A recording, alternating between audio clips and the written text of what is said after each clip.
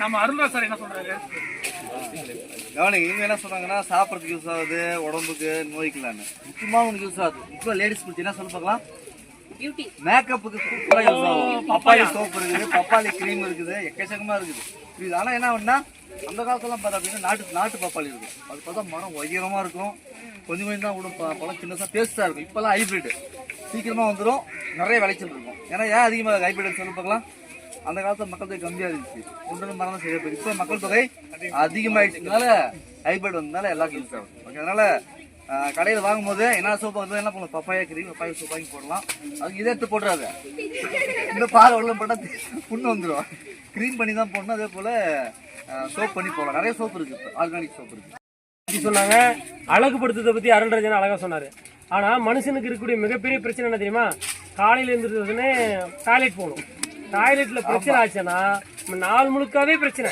நிக்க முடியாது, நடக்க முடியாது, நகர முடியாது, ஒரு அன்ஈஸியாவே அன்கம்ஃபர்டபுளாவே இருக்கும். அவங்க மட்டும் சுத்தி ப்ராப்ளம். அதனால இதை சாப்பிட்டா மலச்சிக்கல் பிரச்சனை இல்லாம போயிடும். ஆமா, ஃப்ரீயா போயிடும். சரியா? ஒரு பப்பாளி சாப்பிட்டு முடிச்சுட்டு ஒரு கீத்து சாப்பிட்டீங்கன்னா ரொம்ப நல்லா சாப்பிடுவேன். கர்ப்பப்பைக்கு நல்லது, கர்ப்பப்பையை வலுப்படுத்தும். பப்பாளி சாப்பிடும்போது கர்ப்பப்பையில் இருக்கிற நீர்க்கட்டிகள் தானாக கரையும், கர்ப்பப்பையை பலப்படுத்தும். மிக அதிகமான பயன் உள்ளது. அதனால் பப்பாளியை வந்து எல்லாருமே சாப்பிட்லாம், அனைத்து வயதினரும் எந்த பிரச்சனைலாம் சாப்பிட்லாம். இதை ப்ரெக்னன்சியில் இருக்கிறவங்க சாப்பிடக்கூடாது, அது மட்டும் நோட் பண்ணிக்கணும். நிறைய பழத்துக்கு மருந்து அடிப்பாங்க, இது போடுவோம். இந்த பழத்துக்கு இயற்கை அப்படியே வருது, எதுவுமே தேவையில்லை, எந்த மருந்து போட தேவையில்லை, எந்த உரம் தேவையில்லை, ஃப்ரீயாக இயற்கையாக வரதுனால என்ன எல்லாருமே சாப்பிடலாம். பணப்பயிருமா, இது வந்து பணப்பயிர் சம்பாரிச்சு தான் நம்ம பொழப்பு நடத்த முடியும். அதனால வேற என்ன சார், இதுக்கு நீங்க வந்து மருந்து போடுறீங்களா? இயற்கையான உரமும் போடுறோம், மருந்தும் போடுறோமா? பூச்சிகள் மேலே பூச்சி வரும்போது மருந்து தெளிப்பான் மூலமாக. கீழே அடி உரம் வந்து ட்ரிப்பு, இயற்கை உரம் வந்து ட்ரிப்பில் நம்ம சொட்டு நீர் பாசனம், அதில் வந்து ட்ரிப்லேருந்து தண்ணி போட்டுக்கிறோம். அதில் மருந்து கலந்து விட்டுறோம். அந்த ட்ரிப்பில் மருந்து வந்துடும், சொட்டு எல்லா செடிக்கும் போயிடும். இப்போ நம்ம ஒரே இடத்துல நம்ம கொஞ்சம் இடம் போடுறது கொஞ்சம் தான் தெரியும். இதில் நம்ம ட்ரிப்பில் விட்டோம்னா எல்லா செடிக்கும் எல்லாத்துக்கும் போயிடும், எல்லாத்துக்கும் ஈக்குவலாக போயிடும், எல்லாத்துக்கும் ஈல்டு நல்லா வரும். இந்த மாதிரி செடிகளுக்கு ஏன் சொட்டு நீர் பாசனம்னா இதானே கேட்க வேண்டியது. சொட்டு நீர்னா தண்ணி சேவ் ஆகுதுமா. 10 ஏக்கரை செய்கிறது, சொட்டு நீர் போட்டோம்னா 20 ஏக்கரை செய்யலாம். ஆமாம், அதனால தான் சொட்டு நீர் போடுறோம். பாய்ச்சினா எல்லா இடத்துக்கும் பரவும். அந்த செடியான ஒவ்வொரு ஓட்டம் பாரு, இந்த மாதிரி ஓட்டம், ஒவ்வொரு செடியான 2 ஓட்டம் இருக்கும்.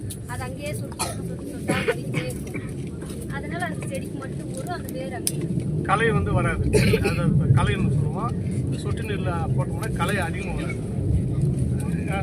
அதனால அது நமக்கு செலவு மிச்சம்.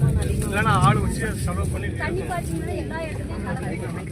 அதனால இந்த மாதிரி வேற ஏதாவது கேளு. பப்பாளி மரத்துல என்ன வகையான வேறு காணப்படுது? இந்த இலைய சல்லி வேற டேப் ரூட்டா ஃபைபரஸ்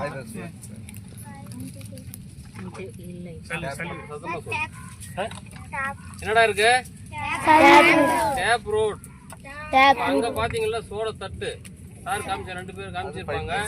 அதுல வந்து சல்லி வேர் இருக்குது. அதுக்கு என்ன பேரு? ஃபைப்ரஸ் ரூட் அப்படின்னு சொல்றோம். இதுல இருக்கிறது டேப் ரூட், ஒரே ஒரு வேர், ஆணி வேர். ஆமா, ஒரே ஒரு வேர் தான் கிளையாரங்க. சரியா? இவெல்லாம் நம்ம கேள்விக்கு நல்லா பதில் சொன்ன ஐயாவுக்கும் அம்மாவுக்கும் ஒரு கைத்தடிக்கலாம். நல்லா இருந்துச்சு தானே? வித்தியாசமான ஐயா அவர்களுக்கு அவங்க மனைவி இருக்கல ஒரு நன்றி சொல்லிக்கலாமா? தலைமை ஆசிரியர்கிட்ட ஐயா வந்து பேசிட்டு இருக்கும்போது கூட பிடிஏ தலைவர் இருந்தார். இந்த நேரத்தில் நம்ம பிடிஏ தலைவர் நினைச்சு பார்க்கணும். ஏன்னா பிடிஏ தலைவர் தான் சொன்னாரு, பசங்களை கலப்பையனை கூட்டிட்டு போறது பக்கத்துல தானே இருக்குது, நம்ம ஒரு ஊர் கவுண்டருடைய தோட்டம் தானே, பசங்களை கூட்டு போய் இதனுடைய எப்படி மகசூல் பண்றாங்க, எப்படி விவசாயத்தை பண்றான்னு பிள்ளைங்களுக்கு லைவா கூட்டு போய் காட்டினா நல்லா இருக்குன்னு சொல்லி சொன்னாரு. உள்ளபடியே இந்த நேரத்துல நம்ம எல்லாரும் சேர்ந்து நம்மளுடைய கைத்தட்டல் மூலமா அவங்களுக்கு நன்றி சொல்லுவோம். இந்த மாதிரி 10 குழந்தைகளை கூப்பிட்டு வரோம். இயற்கை விவசாயம், அந்த பப்பாளி சாகுபடி பற்றி மாணவர்களுக்கு இயற்கையாக நம்ம இலைகளை பற்றியும் வேர்களை பற்றியும் தண்டுகள் இந்த பப்பாளியினுடைய பயன்களை பற்றி சொல்லலான்னு சொல்லிட்டு பேசும் பொழுது உடனடியாக அனுமதி கொடுத்தாரு. அதுக்கு முதல்ல நம்ம நன்றி சொல்லணும். ஏன்னா குழந்தைகள் தோட்டத்தில் வரும்போது ஏதாவது பழத்தை அறுத்துருவாங்க, டேமேஜ் பண்ணிடுவாங்கன்ற ஒரு பய உணர்வு இல்லாமல் குழந்தைகள் தான் பார்க்கட்டும், தெரிஞ்சுக்கிட்டோம், உண்மையாகவே நேரடி கள ஆய்வு மூலியமாக பல விஷயங்களை தெரிஞ்சுக்க முடியும் என்ற நோக்கத்தில் அனுமதி கொடுத்து அவர் பண்ணக்கூடிய இயற்கை விவசாயம் அதை பற்றி மிக தெளிவாக மாணவர்களுக்கு எடுத்துரைத்தமைக்கு பள்ளியின் சார்பாக அனைத்து ஆசிரியர் பெருமக்களின் சார்பாகவும் ஐயா அவர்களுக்கு நன்றி தெரிவித்துள்ளேன்.